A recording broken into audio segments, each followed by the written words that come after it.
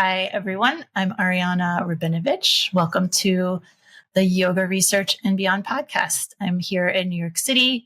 I'm a yoga teacher, strength trainer, co-founder of New York Stretch in New York City, and also founder of Yoga Research and Beyond.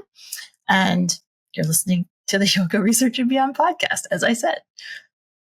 Hi, I'm Jules Mitchell, and I teach biomechanics and do mostly continuing education and advanced teacher training for yoga teachers. And research literacy is a huge component of my training and my education programs. So I'm thrilled to be here to break down a paper that Ariana is going to introduce. Yeah, so this is episode 65 now, actually. Sorry. And we're talking about a specific paper. The title is Slow Breathing for Reducing Stress, the Effect of Extending Exhale. It's from the Complementary Therapies in Medicine Journal from May of 2023. Authors, a long list, but the first author is Gurjeet Birdi. There are about 7 authors on this paper. It's a single blind study. Which means that the people participating in this case, the people participating in this study didn't know the difference between the groups they were in, but the people who were leading the intervention did know the difference between the groups. It was a 12-week study. They had 2 different groups. They were looking at the effects of an equal ratio, a long inhale and a long exhale versus a longer exhale. So they had a certain length for the inhale, but the exhale had to be longer than the inhale. So there's research already on the effects of slow breathing positively impacting stress. And the authors were interested to see, and actually they hypothesized that the group with the longer exhale would have amplified effects of reduced stress, reduced anxiety, because the exhales were longer. And I was excited when I saw this paper. I liked that they had 2 different groups. There are other flaws with this paper, but I liked that they had 2 groups. I liked the sample size. There were 100 people who participated in it. I think by the end of the study, 95 people completed it. So only 5 people left the study. They participated in the classes regularly. There was good attendance. So that's always positive. And I liked this paper also because I believe in the longer exhale. I teach the longer exhale. I practice the longer exhale. I see a lot of benefits with my students, my clients, me personally. And then there are other practitioners that I follow and respect highly who also talk about the benefits of this longer exhale. So I was like, surely they're going to see significant impacts of this longer exhale. And I'll just cut right to it. They didn't find that. So that's not what happened. So I think I rolled and sighed just because it didn't fit in with my bias, didn't fit in with my expectations. But there's still a lot to get out of this paper. That's interesting that the bias was strong for you for that. I've actually used a different paper years ago in some of my courses that shows that for the untrained population, so not yoga teachers, the untrained pranayama population, that even breathing is plenty. Even breathe. So I've been teaching that for a little while now. That sometimes when we start messing with timing, we have, in some situations, the opposite effect. Although this paper wasn't the opposite effect. It was just that the difference wasn't going to be, or wasn't as great as you expected it to be. So, but this kind of fits in with what the previous papers you're talking about, where the even breathing was even breathing is fine. Kind of, yeah. So to be clear, both groups reduced anxiety. Right. So they both worked. So again, I think that's what the lesson here is when let's look at the methods and let's look at what they really did. And then what happens as a result is when you really understand it, you're less likely to be like, what? How did that? You're like, oh, well, okay, that makes sense. So let's break things down. The first thing I want to backtrack a little bit because you had mentioned it was a single blind study. I think you said that the participants were blinded. I think that's what I read. Yeah. Yeah, no, there's a table 2. I just want to be clear. The participants, they couldn't be blinded because they knew what they were doing. They knew if they were doing even breathing or not even breathing. So there's a table 2 on page 17 of the paper that talks about the blinding, talks about the stakeholder. It shows you participants, the yoga teacher who ran the session, the outcome assessors, the statisticians, and the investigators, and what they were blinded to. If they were blinded to their group, if they were blinded to the primary outcome measure, which was the heart rate variability, or if they were blinded to the secondary outcome measure, which was the survey that they did. And so there's, it's more complicated than just this group no and this group yes. So for example, they didn't know what the other group was doing. That's what I thought was they knew what they were doing, of course, but they didn't know what the difference was in the other group. Possibly. Yeah, that's possible. I don't remember reading that. I just want to draw attention to the table that kind of outlines that when you start looking at these studies, this is a good thing about this paper. It shouldn't just be a single sentence. They were blinded. Right. There's a lot of detail to look at. So for example, on the intervention group assignment, they know what they were assigned to. This paper considers that not blinding for the participants. The yoga teacher that was teaching them was also not blinded. They knew what they were teaching to the group. But the outcome assessors, they were blinded. They didn't know. Okay. They didn't know who was in what group when they were actually doing the outcomes. Same with the statisticians. They were blinded. And the investigators, they were blinded. So I don't know if the participants actually knew what the study was about and what the other group was doing. It's possible. You said you read it. I believe you. I just didn't, but I just went straight to the table. But I want the listeners to understand, like, when you have questions like that, usually a good paper will disclose all of that. And so it's worth kind of digging around, because if you have a belief, if you're in a study and you have a belief that extending the exhale makes you anxious, and you're in the extended exhale group versus the other group, that might affect your levels of anxiety, So they're just important things to consider. Yeah. Yeah. And the other thing was that the teachers, I thought this was kind of amusing, that the yoga teachers, when they were delivering the intervention, they weren't allowed to mention relaxation or mention the purpose of what they were doing, mm-hmm. which was part of that. I thought, if I understood it, that was part of the blinding of the study, mm-hmm. but that there's no way that people didn't know that they were yoga teachers. And because they also had yoga poses that they were doing, which is a problem for me in the study.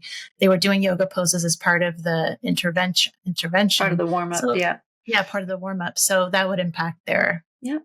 Well, and that's a great point, because that's one of the biggest challenges in exercise research is it's one thing to do a placebo pill versus, the medical pill, right? You don't know what you're doing, but it's impossible to truly blind an exercise intervention, because the participant knows they're doing the exercise. The participant knows they're doing yoga. So that's okay. That doesn't mean the study is, flawed. It's just, these are things to consider when you're reading research. It's different when you give a pharmacological intervention and one is a sugar pill. They really have no idea. Here, it's just impossible to completely blind. So awesome discussion. As long as you know that will affect the results. Mm-hmm. Yeah. It shapes the results. Yeah. Yep. People's beliefs about yoga, since they were doing yoga poses, are going to affect it. And that's, and so this was an Instagram post of mine just the other day, because somebody in my 300 hour was asking about a similar study on yoga and was like, does the warm up matter? Did the warm up, affect the outcome? So here the yoga poses was a warm up. They did some yoga poses before they did the breathing intervention. So maybe it did, maybe it didn't. But one of the good things about it is it put both groups on an even playing field. So again, maybe if they hadn't done yoga poses before, they would have had less of a bias about what's supposed to be happening, because it would have removed the yoga from the situation.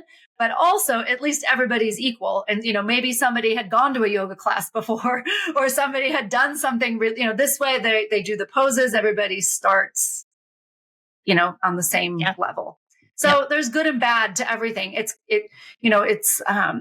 quote I once heard that is like, there's no like best decision. There's no solution to these problems. There's just like a trade-off. What are you willing to give up to get this? So maybe the researchers had this conversation. They were willing to give up them understanding that it was about yoga and relaxation in order to get everybody starting on the same level. Who knows? Yep. Okay. So as you know, they were comparing the exhale equals the inhale versus exhale longer than the inhale. So what they did, for the intervention, before they even were assigned their ratio, everybody was given 2 weeks of slow breathing. So just slow breathing. And how did they define that? There was no specific ratio, by the way. There was no equal inhale, exhale. There was no larger exhale to inhale, anything like that. It was just defined as a respiratory rate of less than 10 breaths per minute. Okay. So a normal breath is roughly 12 to 20 breaths per minute. That's normal resting rate for many people. When I was reading this, I just kind of sat for a second and was like, if I do a slow breathing, what is it like for me? And it was like 4 breaths per minute was my slow breathing, without trying to achieve anything, just what is natural for me when I try slow breathing.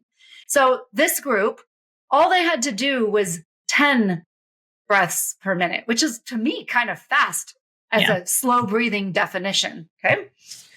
That was just something I noticed. After 2 weeks of that, then they were randomized into the 2 groups. And let me talk a little bit about the exclusions and how they screened the participants so you understand who they studied. And then I want to talk about the statistics, but I'll give a pause and see if Ariana wants to add anything. So they were ages 30 to 60. That's a nice adult range. What's really interesting is they had to fit into a certain breath per minute parameter. So if if they could do 3 breaths per minute or less, which I think I could do, they were excluded. So they couldn't have an advanced slow breathing practice, right? So 4 was okay. 4, they'd be included. And so, like I said, my natural was 4, but I can definitely do 3, and I could probably even do 2 because I'm experienced, right? And then 8 was the top. They had to be able to fit into that range. So if they couldn't get lower than 8, they were excluded. Like they had to be able to fit into that range. I think that's an important thing to consider. So they're not complete novices, right? They have the ability to slow breathe. And then of course they couldn't have heart disease, diabetes. They couldn't have back pain or neck pain. They couldn't have anxiety or depression. They couldn't be regular swimmers. They couldn't play wind instruments, like all kinds of interesting things. They couldn't have a regular mind-body practice. So they couldn't be yoga people. And they obviously couldn't be smokers. So there was a pretty, like anyone on the outliers, anyone with health problems, or anyone that does any activities that would encourage breath work, they were all excluded. So just regular adults. Do you want to add anything to that before I get into stats? Yeah, one thing that I thought it was funny. Well, I mean, just going back to the 3 to 8 breaths per minute thing, it's like, oh, they already can slow breathe. So what are they actually learning here? Which I thought, how does that help the study? And then one thing I thought was really funny was that they couldn't be, I think it said something like they couldn't be more relaxed than the general population. I was like, how do you assess that in when you're like looking, bringing people into a study? I just thought it was a funny thing for the criteria. Just kind of random. Yeah. sometimes I read sentences in research papers and I'm like, what? But that's okay. I mean, writing a research paper is hard.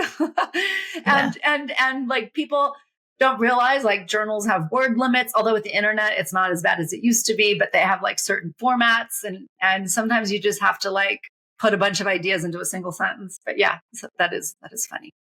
They had to be in line with the general public.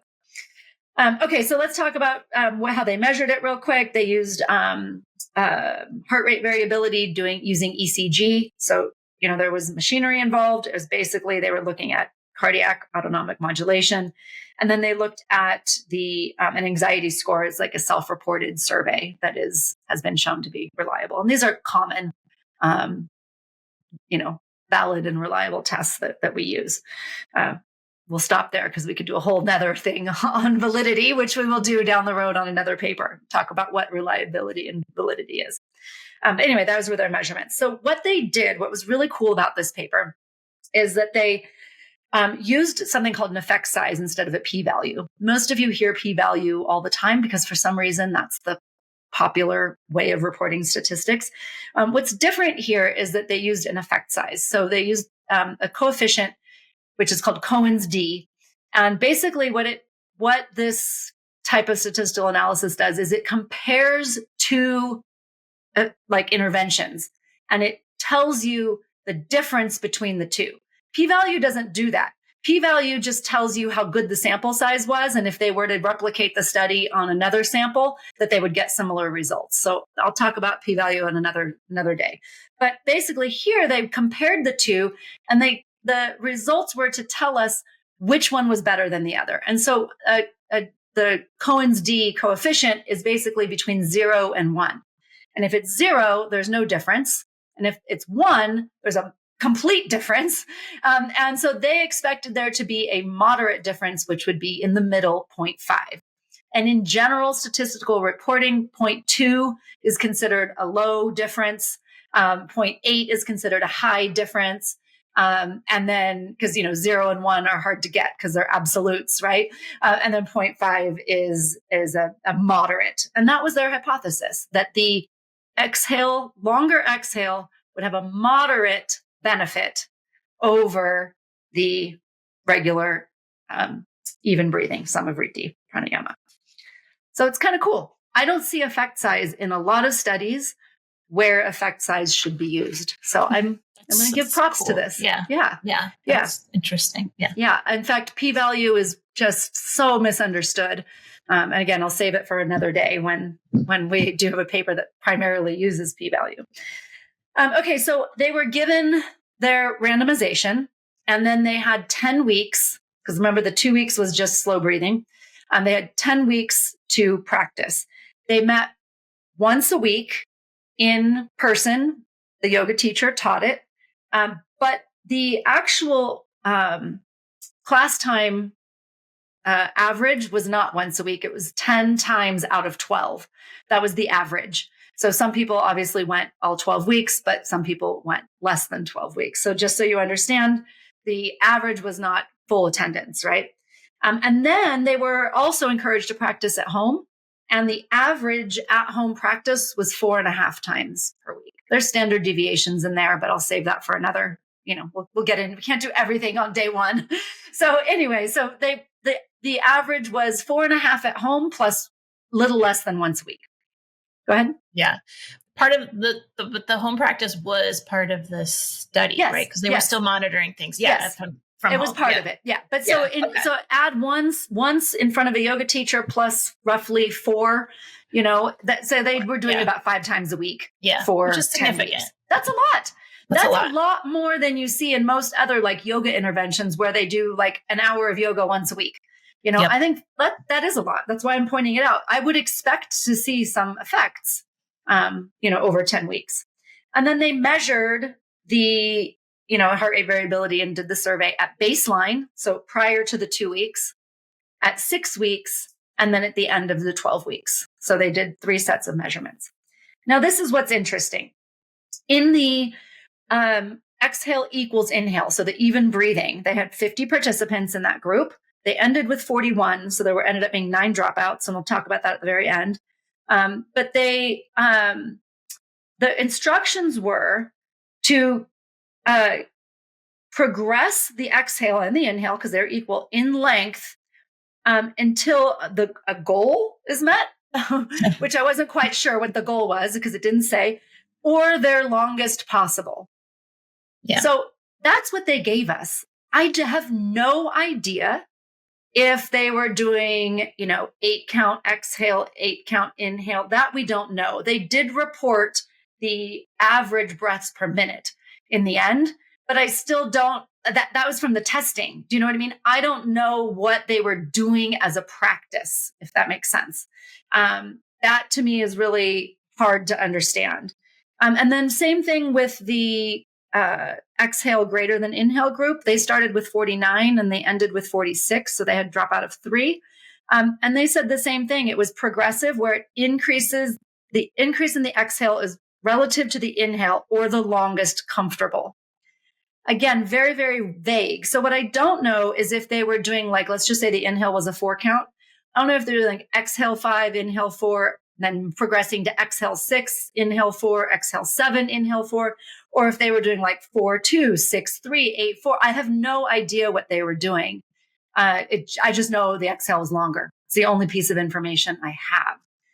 And so I looked, and they said that they replicated this intervention after, and they gave 2 citations, but the primary one was the book Heart of Yoga by Desikachar. So they referenced Krishnamacharya lineage and Vini Yoga, and they referenced the Heart of Yoga book. So I, of course, went and pulled it off my shelf because that's what any good reader of research does. And I looked at the pranayama section, and they didn't have any guidelines either. I mean, they said there's a benefit to even breathing. They discussed different types of pranayama.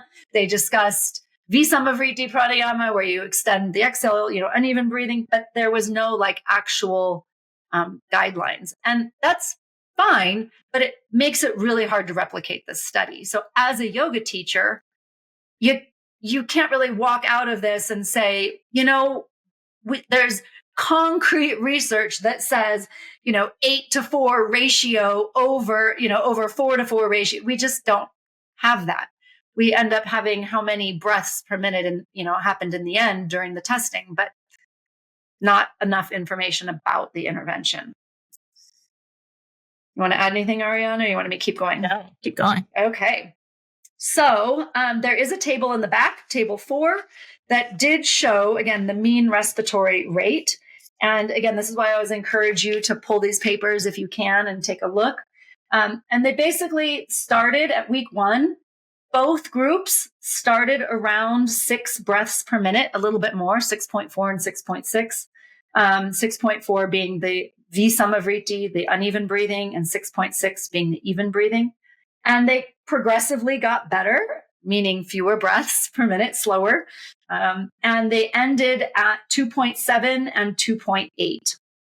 So that was, again, the same order, Visamavriti 2.7 and Samavriti 2.8. So they improved, like they dropped roughly 4 breaths per minute, both groups. So now that we look at these statistics, right, we can say, okay, we're looking at the effect size. Again, p-value would say if I took 100 other people and did the same study, that I would get similar results. That's what p-value tells you, how good your sample size is and how likely it is to achieve that again. That's not the same thing as telling me the difference between the two. So what they got for their D value, for Cohen's D coefficient, is D equals 0.2. So there was a minimal difference between the groups. And this is what I think is where it's really nice to talk about, because when Ariana started, she had this idea that she thought there'd be a really large difference between exhaling longer and inhaling and exhaling the same. And based on the way I've kind of broken this down, how do you feel about it now, Ariana? Yeah, I mean, my reaction to it, I don't feel as disappointed about it. And amazing. Yeah, and it's It's amazing how breaking down the methods always, it's like pulling a thread on a sweater. It just sort of unravels things sometimes, but then also makes things clearer in other ways, and brings up more questions too. Mm-hmm. But yeah, I mean, both groups improved. Assuming slower breathing is an improvement. I'm making a big assumption there. Yeah. But both groups were able to drop their respiratory rate per minute by about 4, from 6 to 2 over the 12 weeks. So they got more skilled at slow breathing. They did show a reduction in anxiety, which is great. And with their self-evaluations. Yeah. Yep. And the exhale was greater than the inhale by a little bit, which is the D equals 0.2. So it's like you thought it would be overwhelming, but science isn't overwhelming. In fact, that's a red flag for me, right? So it was a little better, but they both improved. So what do you do with your students? Well, my conclusion is, go ahead, tell me yours. Like slow breathing, like you don't, the ratio really doesn't matter. Yeah. And there were times when I was teaching and learning specific practices and hearing about, even though I hadn't read them, hearing about studies that supported that longer exhale. I was really focused on helping students achieve that longer exhale. And what was interesting and is kind of reflected in this study is that some people had negative reactions to not just the longer exhale, but slow breathing. So I think in some cases, like focusing on that long exhale can create so much anxiety for people, especially if they're people who are trying to do something right, certain personalities. And so not being able to achieve that longer exhale can have the unfortunate opposite impact of what you're trying to achieve. But yeah, slow breathing, try it out. Yeah. And I mean, so that's my conclusion is both are good.